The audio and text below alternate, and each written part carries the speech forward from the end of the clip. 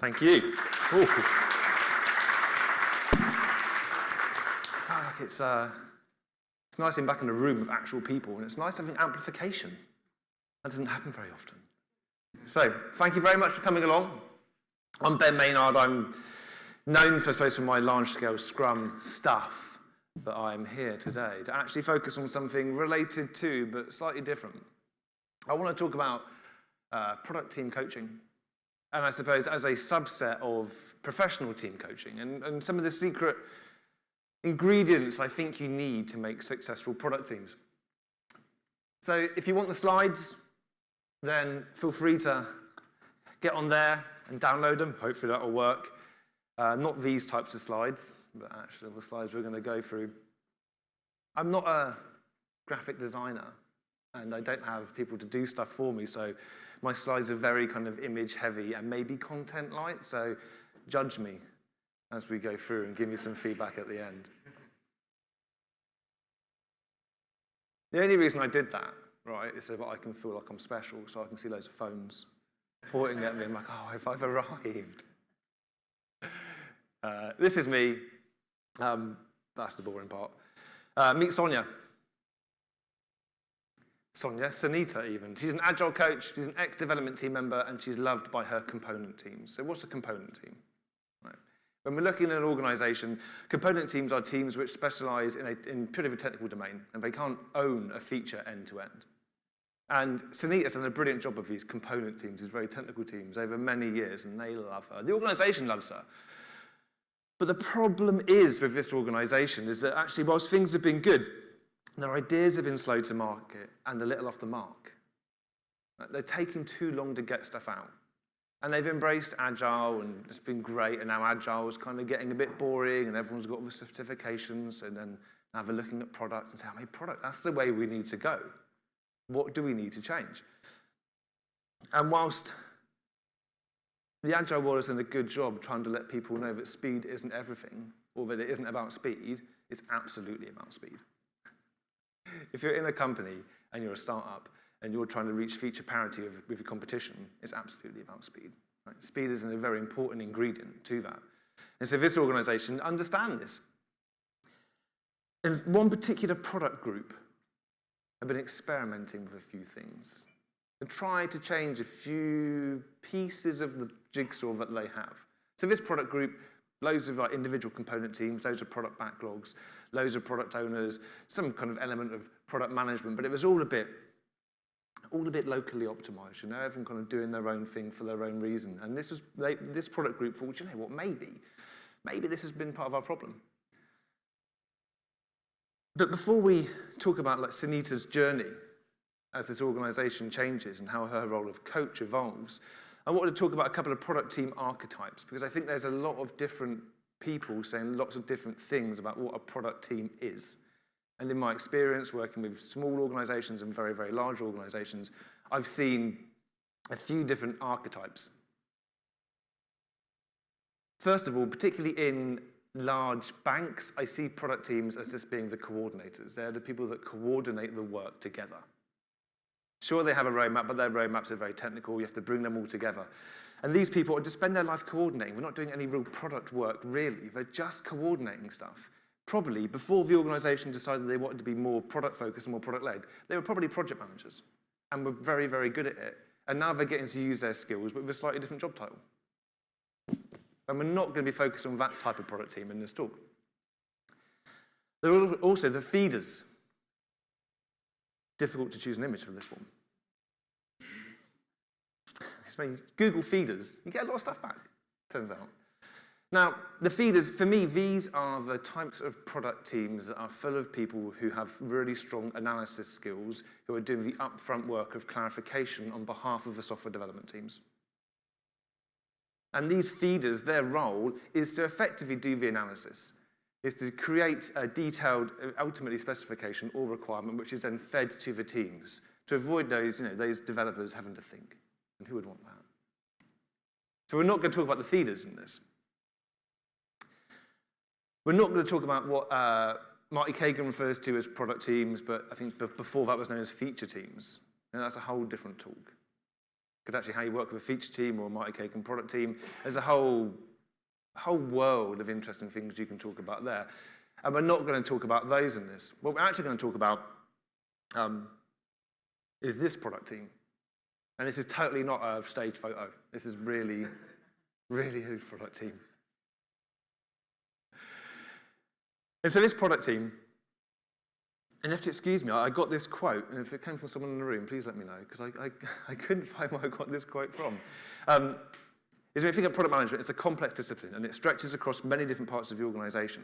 And the product team that this, Sunita's organization, has decided to embrace needs to have enough of the skills as a whole to really drive this product forward. So we are talking about people with business understanding, engineering understanding, design, organizational theory, product management, user research, UX, you name it. This product team has a representation from all of the key skills needed to make a successful product. So what does this product team do in this new product group? They spend a lot of their time building relationships and knowledge. They are dealing with direction, not with clarification. They are not feeders. And they understand and act upon product performance data. They understand how the product is performing. So this new product group have been experimenting with new ways of doing things. They've created this product team.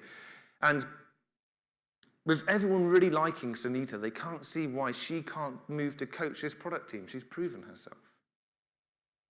Yeah, how different can a technical team be to a product team? It's just a team, right? But for Sunita, this scares her.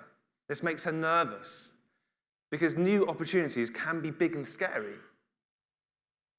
She doesn't know anything about this. It all seems very different. There are no small little component teams in this product group. They've got feature teams. They've got teams owning the whole feature. You know, product owners that she's worked with historically have been people who have fed the team's work. That isn't the case anymore, and Sunita feels scared. She doesn't know what's ahead. And she doesn't know whether or not this is the gig for her. She's really just trying to back away from it.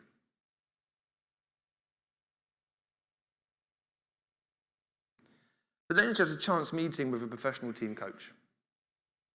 And professional team coaching is an interesting field because professional team coaching is where individual coaching was 20 years ago. In the last 20 years, there's been a huge amount of research into individual coaching and its efficacy.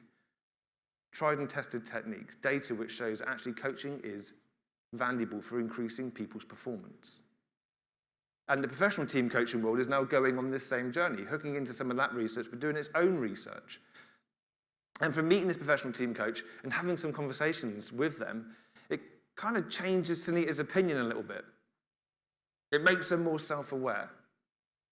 And what this professional team coach gives her is guidance that says, really think about self-awareness and self-management. So for me, the product team coaching secret sauce ingredient number one is as a product team coach, as someone who's coaching this cross-disciplinary, focused, product-led team, you need to be aware of what's going on for you and you need to be able to manage what's going on for you. And I think with any professional team coaching, this is important, and particularly for Sunita, this is huge because this is a big challenge for her. And in order for her to perform well and to learn and to grow, she needs to not be fearful of what's coming up. She needs to be able to manage what's going on for her. So good team coaches get coached, and that's what Sunita does. She finds a coach. She finds someone that can coach her. So the leap is taken. She decides to go for the opportunity, and she's going to go and meet this team. But the question is, are they really a team? Now, Katzenbach and Smith, two people, wrote a book many years ago called The Wisdom of Teams. And that book has kind of influenced a lot of what we've seen since then. And they described a team as such as this.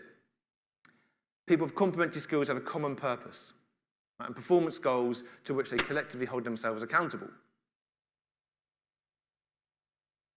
So what Sunita decides to do is tried and tested. She'll go and she'll host a retrospective. She'll try and change their perspective and bond with them a little bit and just do a good old agile retrospective.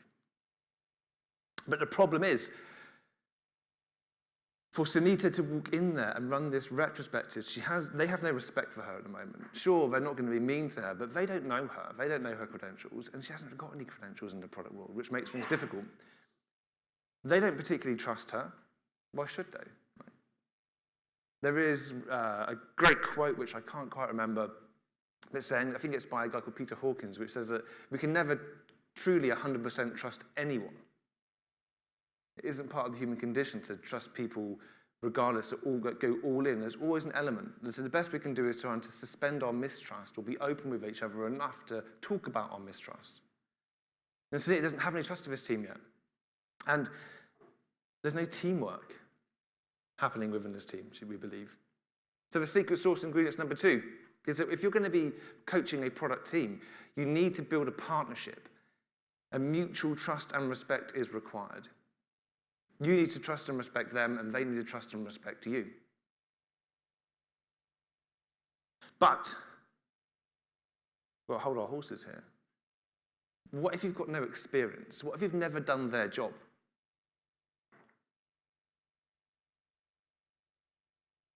So if you're a professional coach, coaching individuals, you need not have any experience in your coachee's domain in order to do a good job at coaching them. That's reasonably well known. So individual coaching, you don't need any experience in the coachee's lived experience. If you're a professional sports coach, as an example, you probably have got some relevant skills and experience. You're not going to be able to teach someone boxing or swimming or football or cricket or rugby, whatever it is, unless you've got some experience in that domain. You're going to need to have that experience. If you're a professional agile coach, you should probably be in a few agile teams. I know a lot about agile, but I think what we see in the agile world particularly is there's not a huge, that isn't that prevalent.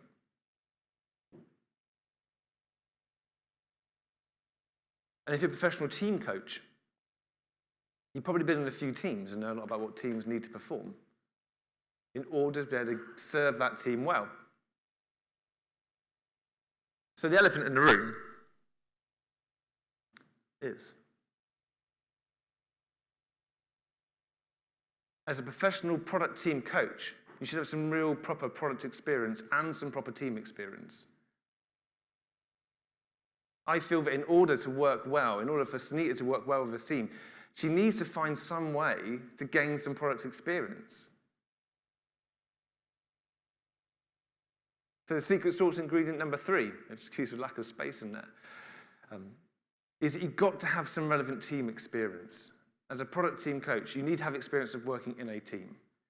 And ideally, you need some good experience of working in product. Because you need to be able to not just coach as a product team coach. You may need to teach, you will need to facilitate, you may need to mentor. And so you should have, or at least try and build and gain some experience. Now, before Sunita went into this retrospective, she thought to herself, okay, well, I haven't got that experience, and started to panic a little bit. And what does she do? Well, she just goes onto the internet and she Googles product management techniques. She Googles and finds loads of great tools. And she thinks, I've got this. I've got this. I can just go there. I can introduce some of these new tools where needed. They're going to love me and everything's going to be great. But when the retro is run, it doesn't go anything like she expected. There are some certain things that she observed. She saw that there's no assertiveness in conversations about sales enablement, or any conversation where they have to work together, about how they work together. Like this product group they're in, they've got to get this product out. They need to find some way to get the sales team able to sell it. But there's no assertiveness about it. The only person that seems to care about sales enablement is the person from sales. No one else cares. What she also observes in this team is that every single person in there is just trying to get the highest score. They're all playing pinball, which is a solo game, and it's about getting the highest score for you.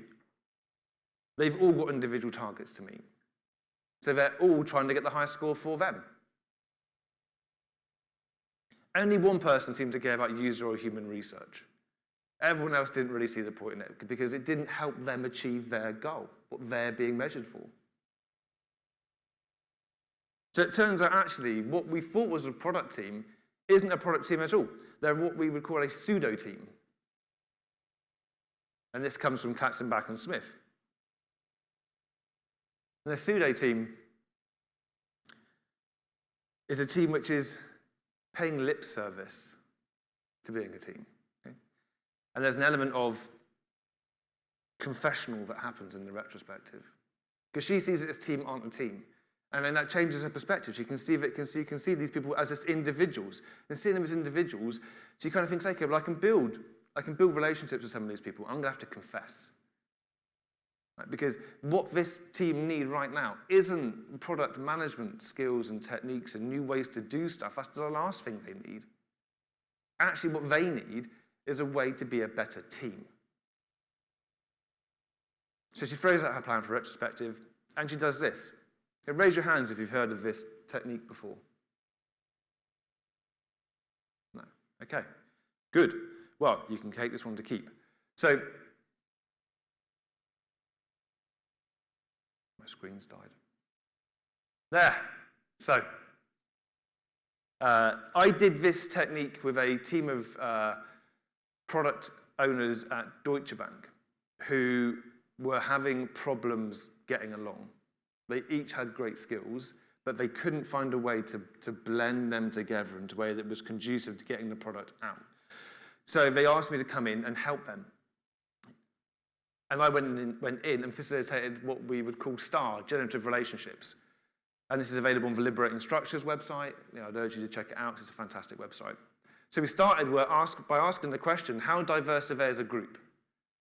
Okay. Do they have diverse perspectives? Because a team needs diverse perspectives in order to succeed. You can't have groupthink. We then asked the question, how well in tune is everyone with each other? So how well do we understand what the other person's going through? How tuned into each other are we? So sure, we may have diverse perspectives, but are we working well enough together to make the most of those? And then asking the question, how much do we act together, not as individuals, but how many times are we faced with problems and opportunities for us to actually work together, where we take those and we do it?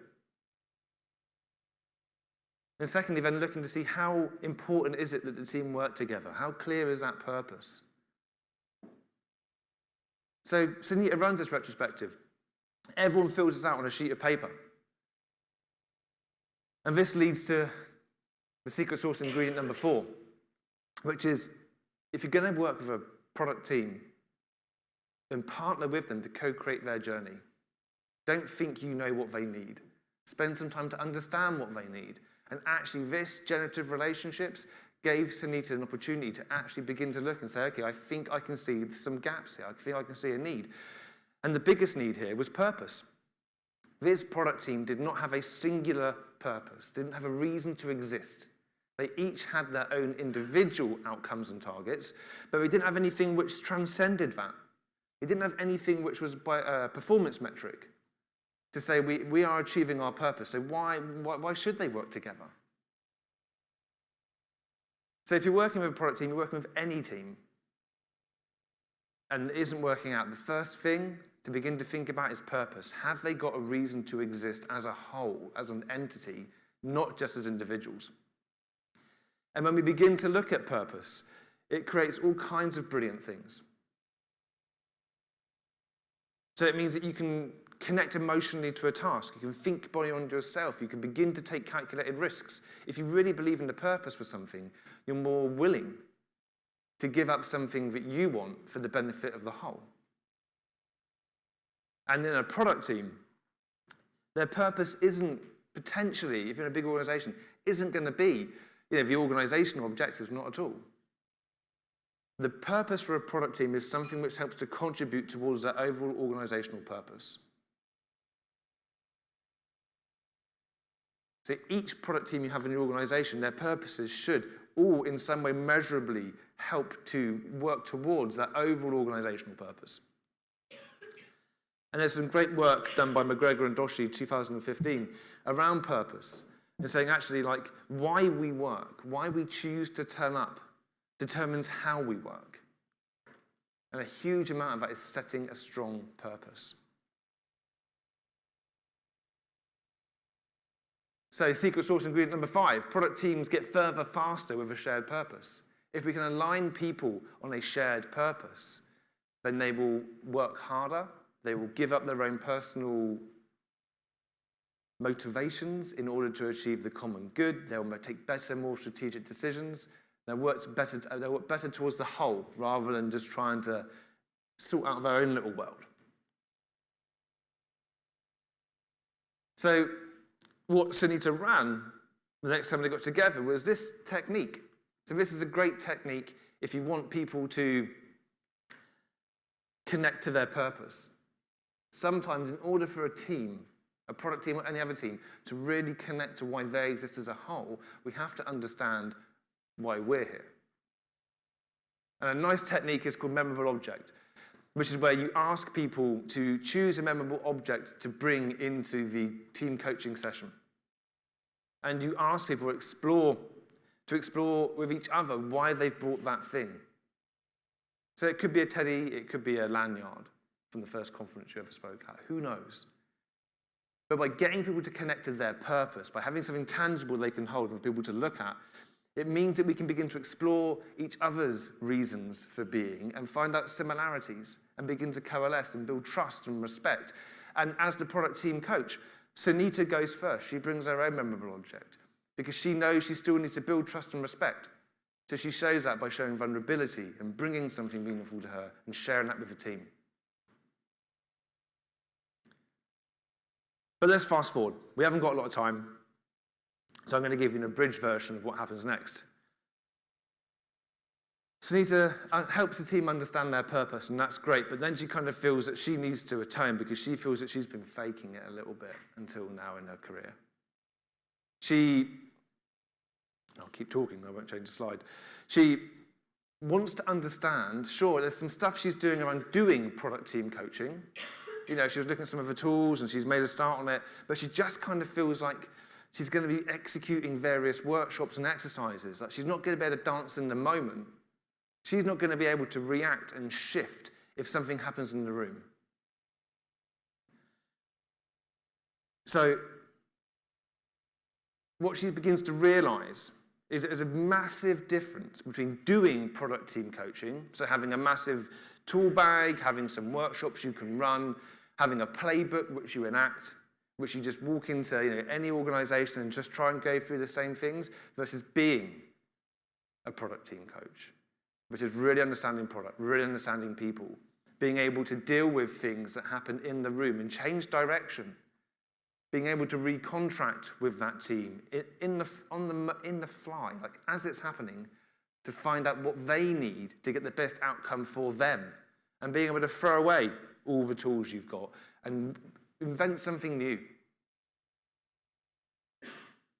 And with this realization comes a huge wave of emotions for her, and makes her think back to that first conversation she had with a professional team coach, where she was being taught about self-management and self-awareness. But then it all clicks. It all clicks for her. And then she figures out which way to go. And what she happens across is this. This is not mine. These are two people that I know have created this. And this framework for team coaching is incredibly useful, I found. Particularly if you're working with product teams, but almost any team. There's a great book that complements it, and if you want more details on this, I'm happy to provide them. But you can Google Creating the Team Edge, and you can find this. So in working with a product team, we need to remember that the ingredient 0, right, the first thing you need to remember as a product team coach, this isn't about making people feel good. This isn't about you getting the promotion or being able to charge a healthy day rate.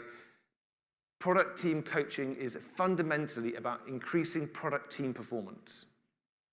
Any kind of coaching intervention is generally about increasing performance. And if as a product team coach you haven't got that mindset, then you need to take another think back as to what you're doing, because you probably won't be in the gig for long. We have to focus on increasing performance. And we've been through purpose, so what else does Sunita look at? Well, she looked at team identity.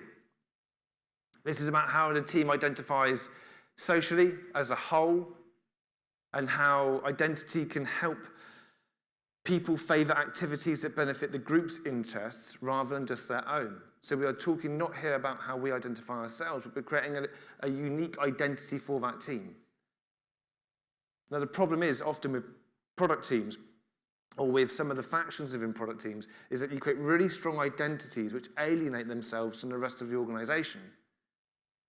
And that's no good. We have to find an identity which is amenable and appealing and open to other parts of the organisation, to other entities, so that we can interact with them well and that we build a good reputation.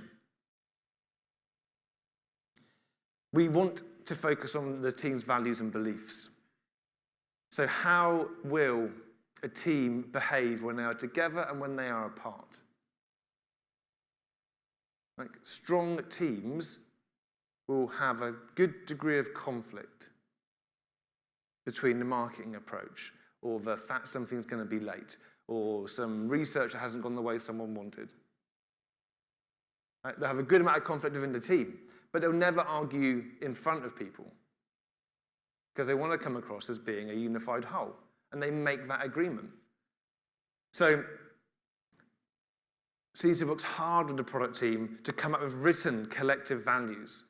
Because in the absence of things being written down and shared and understood, it becomes more just something that happens, and we can't guarantee that that shared understanding is actually shared.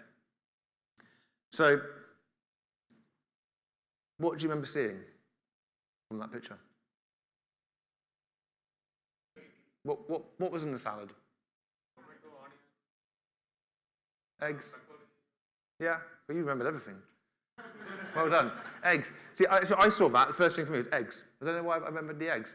But it's interesting. We make these values and beliefs, and we get all that. We try and create an identity, and that's great with a team. But then we have to think about awareness. And what we're great at humans is filtering stuff out. We're not aware of everything that's going around us, everything that's going on. We're just not.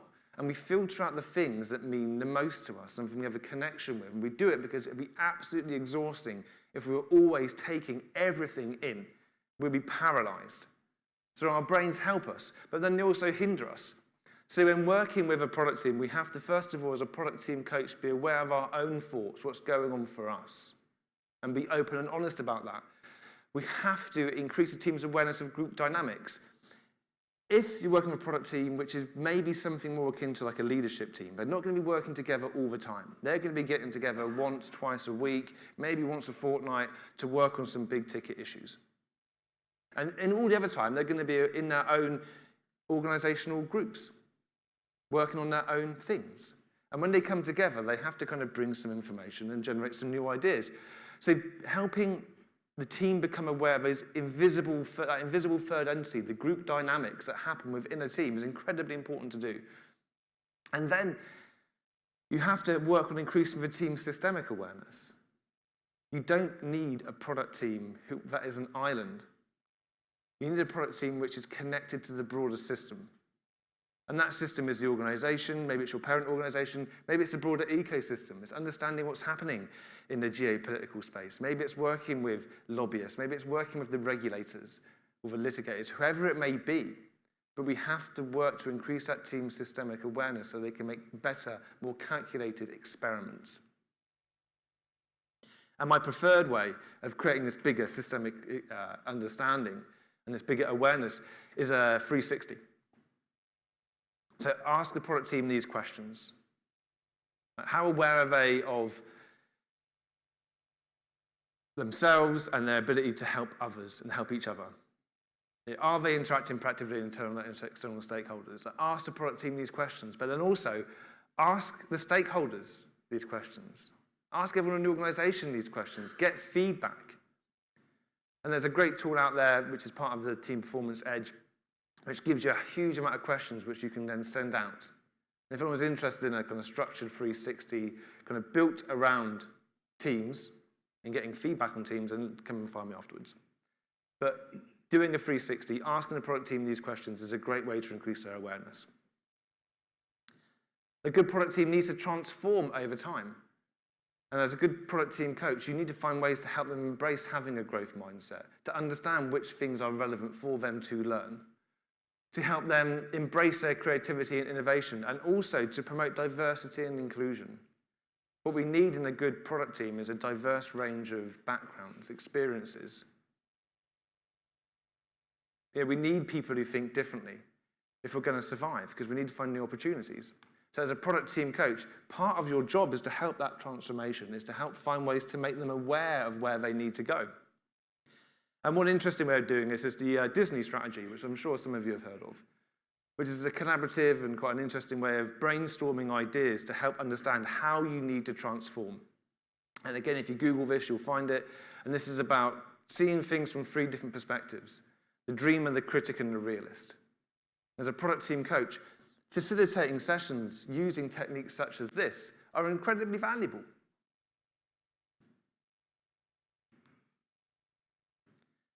Also, it's looking at the team's ways of working. Okay, we all have different psychological needs. We all want to work in slightly different ways. We've all got different things that we value. And I think because there's so much more now awareness of things about neurodivergence, and I think a lot of people are kind of looking at what's coming out and looking at some of the guidance that people are getting and realizing actually part of the reason they've been successful or struggled isn't because they're not capable of being great, it's just because of the way their brains work. You know, I'm dyslexic and I'm dyspraxic, and I found out in my last year of uni, and it's only 20 years afterwards that I'm beginning to actually see, do you know what, it's quite a superpower. I quite enjoy the way my brain kind of works differently. And in a team, we're full of different brains that all work differently. So we have to make sure that as a product team coach, we're working with the people from different areas. So for example, the people that work in marketing are probably inclined to think in one way. People who come from engineering are inclined to think in another. People who work as user research are inclined to think in another. And we need to meet those people's psychological needs and have the team come up with a way that they can effectively work together. Like, how do they communicate? How and why do they meet? And how do they make decisions?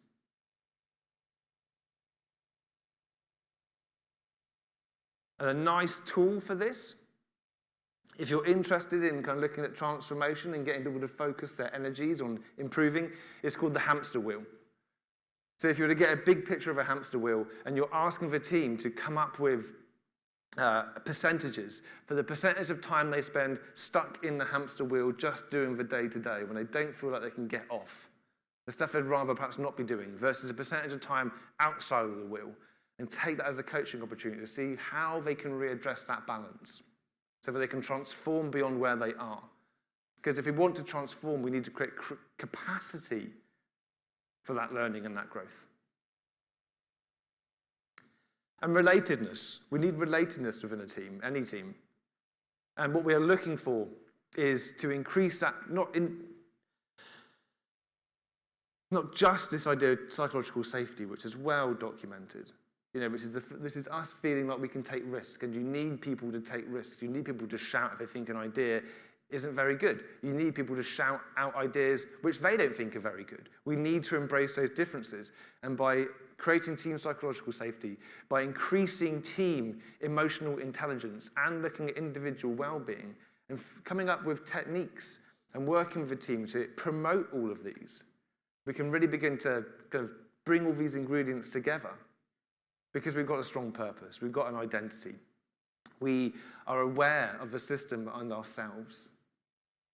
We have solid ways of working, and we can relate to each other.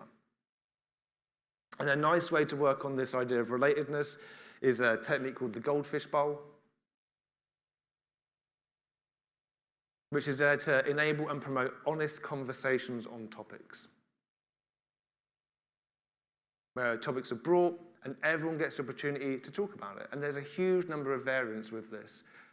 And I was working with a leadership team a couple of weeks ago where we did a variant on this, where we were asking people to bring the things that they've been struggling with. And it was very hard to keep within the time box. So what we found is actually they all had a lot of advice for each other. And what it did for the levels of trust in that group were huge. So for Sunita, she focused on all these things, and perhaps now she's master of 2 worlds. She's capable of working with the component teams and doing the traditional agile coachy stuff, but now she feels like she's got one foot firmly in the product team coaching world. But is that her happy ever after? Who knows? Who knows? She's got these ingredients, which is a great start. She knows that she needs to focus on being a product team coach rather than just doing product team coaching. She knows that she needs to gain some experience in the product world, and that's going to be hard for her to do. But she feels like she's got more of what she needs. So this chapter of Sunita's story ends here, but your product stories will continue. If you wanted to come and talk to me and have a short coaching conversation, we've got a very few limited spaces left for this, or many to begin with. If you want to go down to reception, there's a little form there. You can put your details down, and I'll meet you there, and we can have a coaching conversation about product teams or anything else you like. If you want to talk about product team coaching or product mentoring circles that we're offering over the new year, please give me a shout. And if you fancy coming on my podcast, I can't promise I'll make you famous, but I'll try. Then you're welcome to come and grab me, and we can do an interview here, and we'll get it published out within the next 24 hours. So, as I said, this is me. That's my link tree with all the links to my YouTube channels and podcasts and etc. And if you want to sign up to our newsletter, please do. I've been Ben Maynard with 2 minutes 15 left. Thank you.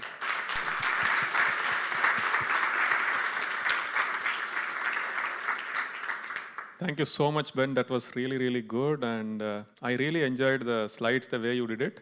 It was very soothing for the eyes.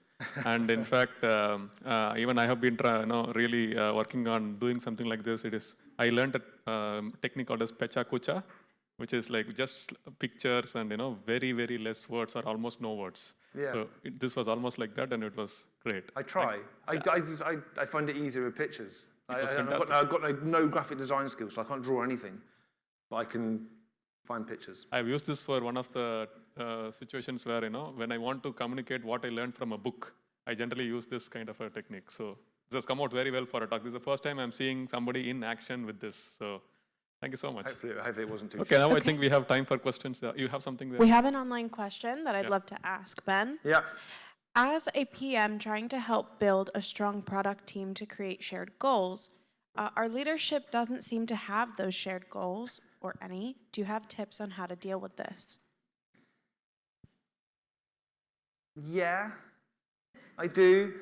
I'll start off with the more pessimistic one, which is sometimes or maybe I can make it less pessimistic.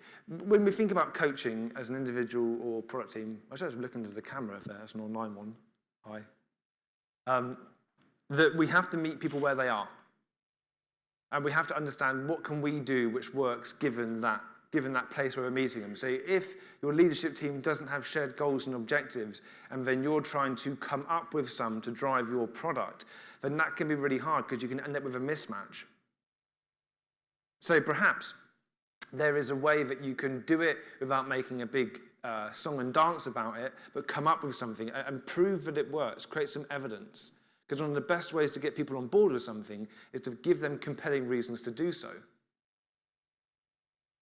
Another thing you can do, and this is a weird one, but generally speaking, senior people in organizations tend to listen more to people that cost a lot of money.